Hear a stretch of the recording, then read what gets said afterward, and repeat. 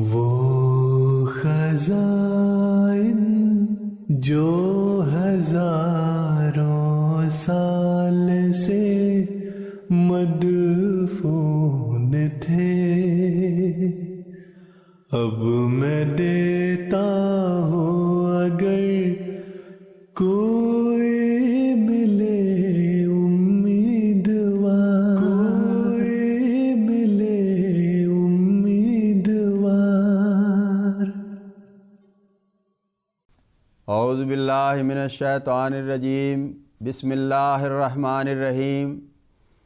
ملفوظات سیدنا حضرت اقدس مسیح موعود علیہ الصلوۃ والسلام۔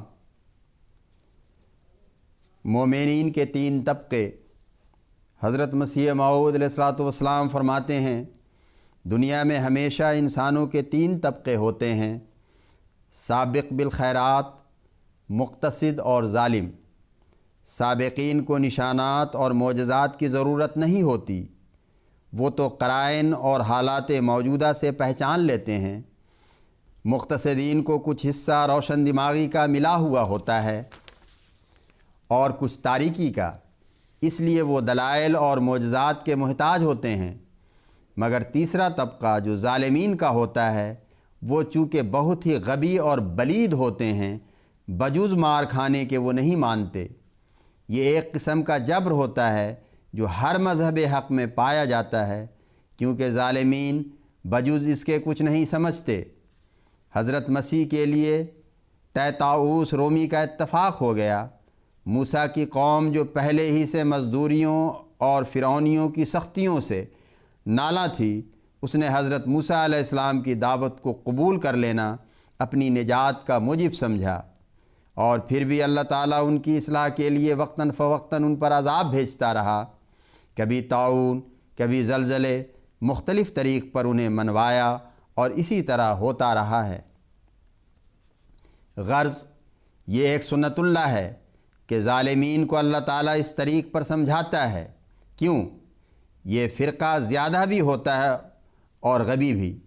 اس وقت بھی یہ فرقہ زیادہ ہے جو نشانات خدا نے ظاہر کیے ان پر بھی رجوع کرتے ہیں۔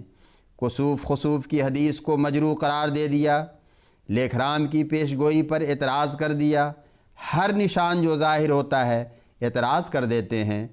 مگر خدا تو سب کا مرشد ہے، اس نے تیسری صورت اور آخری حجت اختیار کی ہے جو طاعون ہے۔ طاعون کا علاج توبہ و استغفار ہی ہے۔ یہ کوئی معمولی بلا نہیں، بلکہ ارادہ الہی سے نازل ہوئی ہے۔ یہ تو ہم نہیں کہہ سکتے کہ ہماری جماعت میں سے کسی کو نہ ہو۔ صحابہ میں سے بھی بعض کو طاعون ہو گئی تھی، لیکن ہاں ہم یہ کہتے ہیں کہ جو خدا تعالیٰ کے حضور تضرع اور زاری کرتا ہے اور اس کے حدود و احکام کو عظمت کی نگاہ سے دیکھتا ہے اور اس کے جلال سے ہیبت زدہ ہو کر اپنی اصلاح کرتا ہے، وہ خدا کے فضل سے ضرور حصہ لے گا۔ اس لیے ہماری جماعت کو چاہیے کہ وہ تہجد کی نماز کو لازم کر لیں، جو زیادہ نہیں وہ 2 ہی رکعت پڑھ لے، کیونکہ اس کو دعا کرنے کا موقع بہرحال مل جائے گا۔ اس وقت کی دعاؤں میں خاص تاثیر ہوتی ہے، کیونکہ وہ سچے درد اور جوش سے نکلتی ہے۔ جب تک ایک خاص سوز اور درد دل میں نہ ہو، اس وقت تک ایک شخص خواب راحت سے بیدار کب ہو سکتا ہے؟ بس اس وقت کا اٹھنا ہی ایک درد دل پیدا کرتا ہے، جس سے دعا میں رقت اور اضطراب کی کیفیت پیدا ہو جاتی ہے، اور یہی اضطراب اور اضطرار قبولیت دعا کا موجب ہو جاتے ہیں۔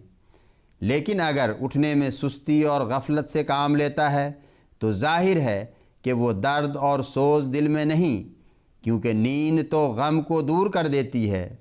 لیکن جب کہ نیند سے بیدار ہوتا ہے تو معلوم ہوا کہ کوئی درد اور غم نیند سے بھی بڑھ کر ہے جو بیدار کر رہا ہے۔ پھر ایک اور بات بھی ضروری ہے جو ہماری جماعت کو اختیار کرنی چاہیے، اور وہ یہ کہ زبان کو فضول گوئیوں سے پاک رکھا جاوے۔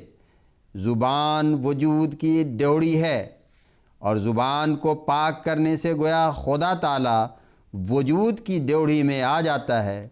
جب خدا ڈیوڑھی میں آ گیا تو پھر اندر آنا کیا تعجب ہے۔ پھر یاد رکھو کہ حقوق اللہ اور حقوق عباد میں دانستہ ہرگز غفلت نہ کی جاوے۔ جو ان امور کو مد نظر رکھ کر دعاؤں سے کام لے گا، یا یوں کہو کہ جسے دعا کی توفیق دی جاوے گی، ہم یقین رکھتے ہیں کہ اللہ تعالیٰ اس پر اپنا فضل کرے گا اور وہ بچ جاوے گا۔ ظاہری تدابیر صفائی وغیرہ کی منع نہیں ہے، بلکہ برتوکل زانوئے اشتر بند پر عمل کرنا چاہیے، جیسا کہ ایاک نعبد و ایاک نستعین سے معلوم ہوتا ہے۔ مگر یاد رکھو کہ اصل صفائی وہی ہے جو فرمایا ہے قد افلح من زکاہا۔ ہر شخص اپنا فرض سمجھ لے کہ وہ اپنی حالت میں تبدیلی کرے۔ تمہیں یاد ہوگا کہ مجھے الہام ہوا تھا ایام غضب اللہ غضبت غضبا شدیدا، یہ طاعون کے متعلق ہے۔ مگر وہی خدا کے فضل کا امیدوار ہو سکتا ہے جو سلسلہ دعا توبہ اور استغفار کا نہ توڑے اور عمدن گناہ نہ کرے۔ گناہ ایک زہر ہے جو انسان کو ہلاک کر دیتی ہے اور خدا کے غضب کو بھڑکاتی ہے۔ گناہ سے صرف خدا تعالیٰ کا خوف اور اس کی محبت ہٹاتی ہے۔ طاعون بھی گناہوں سے بچانے کے لیے ہے۔ صوفی کہتے ہیں کہ سعید کسی موقع کو ہاتھ سے نہیں دیتے۔ بعض کے حالات سنے ہیں کہ انہوں نے دعا کی کہ کوئی ہیبت ناک نظارہ ہو تاکہ دل میں رقت اور درد پیدا ہو۔ اب اس سے بڑھ کر کیا ہیبت ناک نظارہ ہوگا کہ لاکھوں بچے یتیم کیے جاتے ہیں، بیواؤں سے گھر بھر جاتے ہیں، ہزاروں خاندان بے نام و نشان ہو جاتے ہیں اور کوئی باقی نہیں رہتا۔ اللہ تعالیٰ کی یہ سنت ہے کہ وہ انبیاء علیہ السلام کو ایسے موقعوں پر ہمیشہ بچا لیتا ہے جبکہ بلائیں عذاب الہی کی صورت میں نازل ہوں۔ پس اس وقت خدا کا غضب بڑھا ہوا ہے، اور حقیقت میں یہ خدا کے غضب کے ایام ہیں، اس لیے کہ خدا کے حدود اور احکام کی بے حرمتی کی جاتی ہے اور اس کی باتوں پر ہنسی اور ٹھٹا کیا جاتا ہے۔ پس اس سے بچنے کے لیے یہی علاج ہے کہ دعا کے سلسلہ کو نہ توڑو اور توبہ و استغفار سے کام لو۔